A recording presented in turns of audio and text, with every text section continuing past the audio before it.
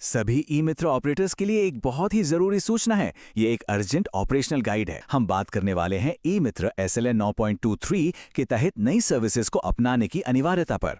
तो आज हम क्या क्या कवर करेंगे, एक नजर डालते हैं। सबसे पहले समझेंगे कि ये नई सर्विस का आदेश आखिर है क्या। फिर बात करेंगे कि अगर नियम नहीं माने तो उसके नतीजे क्या होंगे, और सस्पेंड हुए कियोस्क को वापस चालू कैसे करवाना है। हम सबसे गंभीर नियम यानी 2 साल के ब्लैकलिस्ट रूल को भी समझेंगे, और ये भी जानेंगे कि इसका लोकल सर्विस प्रोवाइडर यानी LSP पर क्या असर पड़ेगा। और आखिर में हम ये भी साफ करेंगे कि इस नियम से किसे छूट मिली है। तो चलिए शुरू करते हैं। सबसे पहले उस बेसिक नियम को समझते हैं जो सभी ई मित्र ऑपरेटर्स की बुनियाद है। तो जब हम कहते हैं नई सेवा, इसका मतलब क्या है?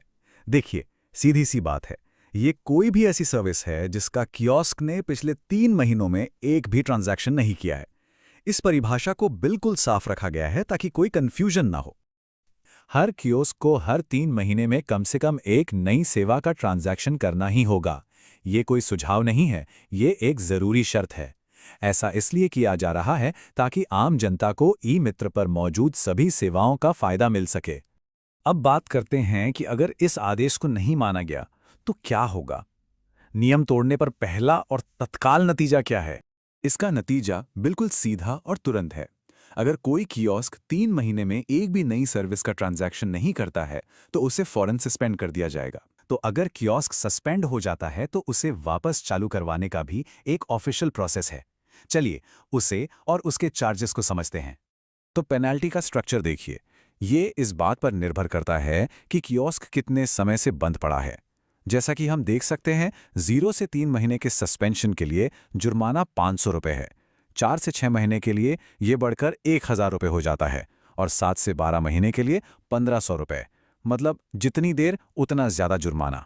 इसे वापस चालू करवाने का प्रोसेस वैसे काफी सीधा सा है। सबसे पहले ई मित्र पोर्टल पर लॉगिन करना है, फिर कियोस्क रीइंस्टेटमेंट सर्विस को चुनना है, टोकन बना के जो भी पेनल्टी है वो भरनी है, और आखिर में LSP के अप्रूवल का इंतजार करना है।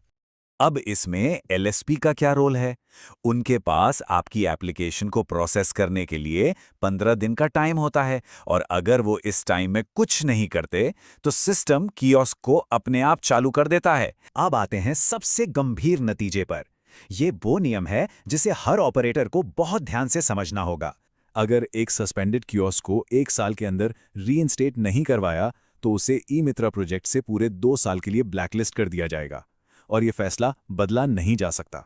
ये भी समझना जरूरी है कि नियम न मानने का असर सिर्फ कियोस्क पर नहीं होता, इसका असर आपके सपोर्टिंग LSP पर भी पड़ता है। यहाँ बात सिस्टम लेवल पर आ जाती है। देखिए, यहाँ एक लिमिट तय की गई है। अगर किसी LSP के नेटवर्क में सस्पेंड हुए कियोस्क की संख्या उनके टोटल एक्टिव कियोस्क के 10% से ज्यादा हो जाती है तो उस LSP पर पेनल्टी लगती है।